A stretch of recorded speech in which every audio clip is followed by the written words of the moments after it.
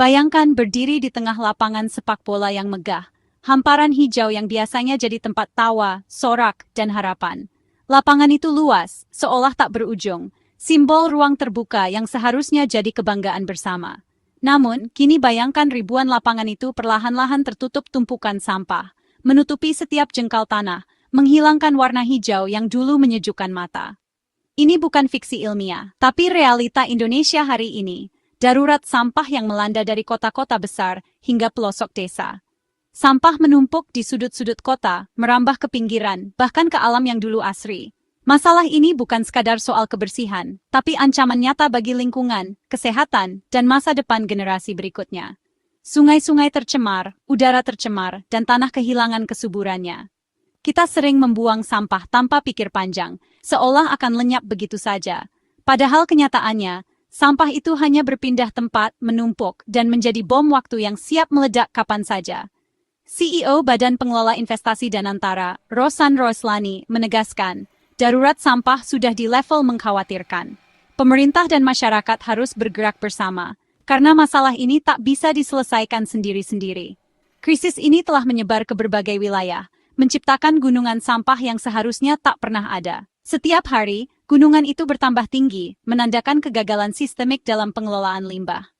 Setiap tumpukan adalah bukti kegagalan kita mengelola apa yang kita hasilkan. Plastik, sisa makanan, dan limbah rumah tangga bercampur jadi satu, menunggu waktu untuk mencemari lingkungan lebih jauh. Tempat pembuangan akhir sudah tak mampu menampung, berubah dari solusi menjadi sumber masalah baru. Sampah meluber ke jalan, ke sungai, bahkan ke lahan pertanian. Cara-cara lama tak lagi relevan. Teknologi dan kebiasaan baru harus segera diadopsi jika kita ingin keluar dari krisis ini. Kita di persimpangan, terus membiarkan negeri ini tertimbun sampah, atau bangkit mengambil tindakan nyata. Pilihan ada di tangan kita semua. Setiap individu adalah produsen sampah, dan harus jadi bagian dari solusi. Mulai dari memilah sampah di rumah, mengurangi penggunaan plastik, hingga mendukung inovasi pengelolaan limbah. Darurat ini adalah panggilan untuk merenungkan jejak ekologis yang kita tinggalkan. Sudah saatnya kita bertanggung jawab atas apa yang kita hasilkan. Jika terus abai, negeri yang tenggelam dalam sampah akan jadi kenyataan yang tak bisa dihindari.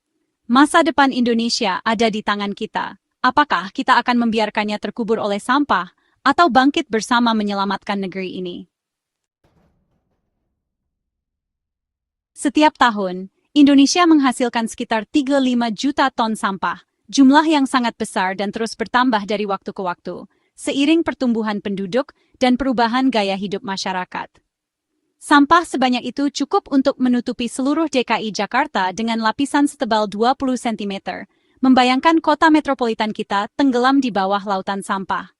Atau jika dihamparkan, setara menutupi 16,5 lapangan sepak bola standar internasional. Sebuah gambaran yang sulit dipercaya, namun nyata adanya. Setiap hari tanpa kita sadari, kita menambah gunungan sampah raksasa ini, sedikit demi sedikit dari rumah, kantor, hingga pusat perbelanjaan. Angka-angka ini bukan sekadar statistik, tapi peringatan keras. Pola konsumsi dan cara membuang sampah kita tidak berkelanjutan, dan dampaknya sudah mulai terasa di sekitar kita. Semakin modern gaya hidup, semakin banyak kemasan sekali pakai yang digunakan. Semakin besar pula volume sampah yang dihasilkan setiap harinya. Kita terjebak dalam siklus konsumsi, membeli, menggunakan, membuang, tanpa memikirkan kemana sampah itu pergi, dan siapa yang harus menanggung akibatnya. Setiap plastik, sisa makanan, dan kertas yang kita buang menjadi bagian dari ke-5 juta ton beban bangsa ini, menumpuk di TPA, mencemari sungai, bahkan sampai ke lautan. Skala krisis ini menuntut kita berhenti menganggap remeh masalah sampah, karena dampaknya sudah nyata, banjir, polusi, dan ancaman kesehatan. Ini tanggung jawab kolektif, bukan hanya urusan petugas kebersihan atau pemerintah, tapi juga setiap individu yang menghasilkan sampah.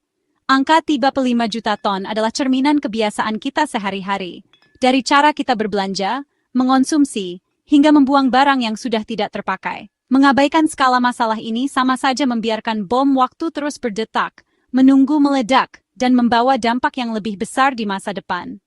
Sudah saatnya kita bertanya, apa yang bisa saya lakukan untuk mengurangi angka mengerikan itu? Setiap perubahan kecil berarti, dan bersama, kita bisa membuat perbedaan nyata untuk masa depan Indonesia. Dari 35 juta ton sampah per tahun, hanya 38% yang dikelola dengan baik. Sisanya, lebih dari 21 juta ton, tidak terkelola, berakhir mencemari sungai, laut, dan tanah. Sampah liar membentuk pulau-pulau di badan air, menjadi ancaman nyata bagi lingkungan.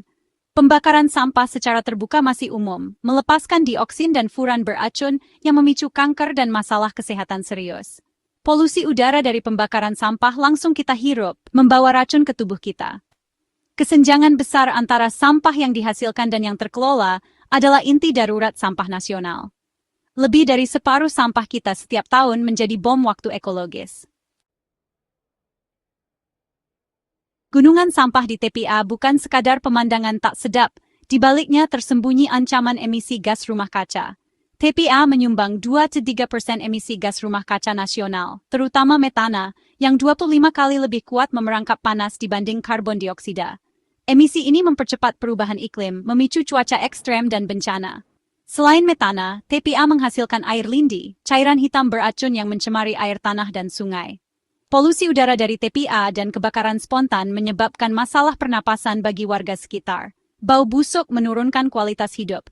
Kombinasi polusi udara, air, dan tanah menciptakan lingkaran setan masalah kesehatan. Sampah yang kita anggap jauh, pada akhirnya kembali ke kita lewat udara dan air. Lihat Yogyakarta 2024-2025. Kota budaya yang biasanya ramai wisatawan dan penuh kreativitas, kini lumpuh akibat krisis sampah yang belum pernah terjadi sebelumnya.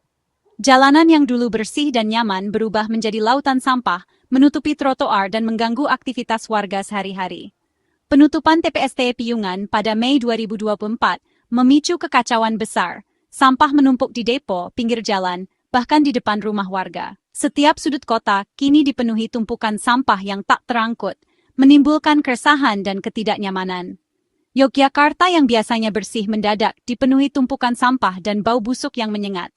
Lingkungan menjadi kumuh, dan kualitas hidup warga menurun drastis akibat limbah yang tak terkendali. Ketergantungan pada satu TPA membuat sistem pengelolaan sampah sangat rapuh. Saat satu pilar runtuh, seluruh sistem ambruk dan kota kehilangan solusi utama.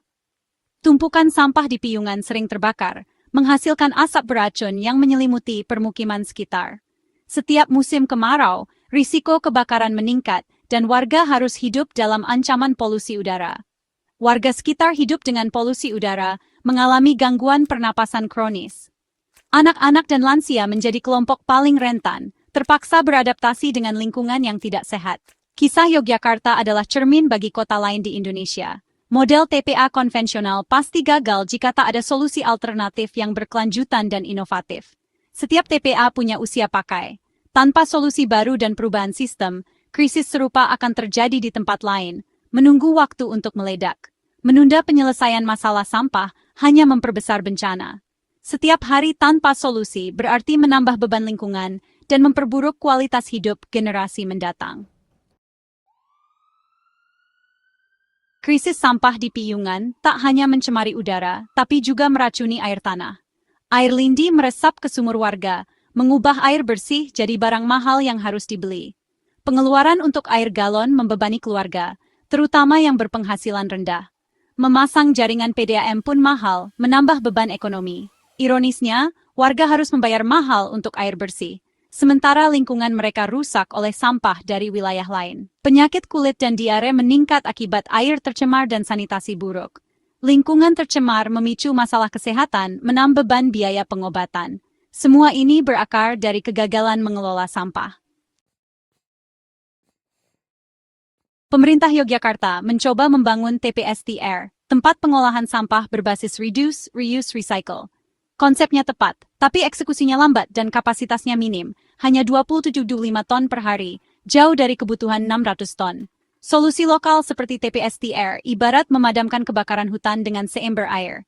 Keterlambatan, kurang perencanaan, dan resistensi warga jadi tantangan.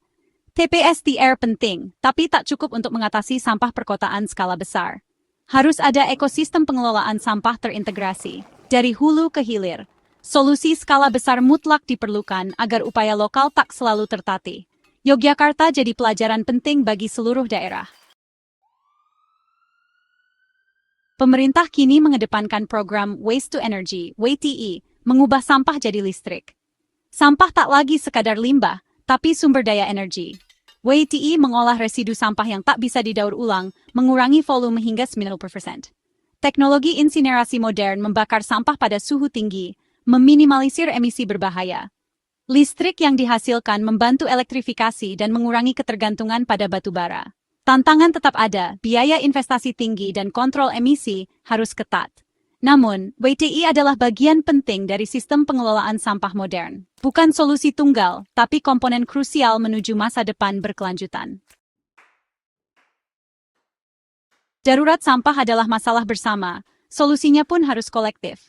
Pemerintah menyiapkan regulasi dan infrastruktur, sektor swasta berinovasi dalam teknologi dan ekonomi sirkular. Kemitraan publik swasta mempercepat pembangunan fasilitas daur ulang dan WTE. Namun, semua itu tak berarti tanpa partisipasi masyarakat. Perubahan dimulai dari rumah, memilah sampah, mengurangi plastik sekali pakai, dan membiasakan gaya hidup ramah lingkungan. Kita adalah garda terdepan perang melawan sampah. Krisis ini juga peluang membangun Indonesia yang lebih bersih, sehat, dan mandiri energi. Momentum untuk mereformasi cara kita memandang dan mengelola sampah. Dengan kolaborasi solid, kita bisa mengubah ancaman jadi sumber energi bersih. Darurat ini adalah ujian, dan bisa jadi titik awal kebangkitan menuju masa depan berkelanjutan.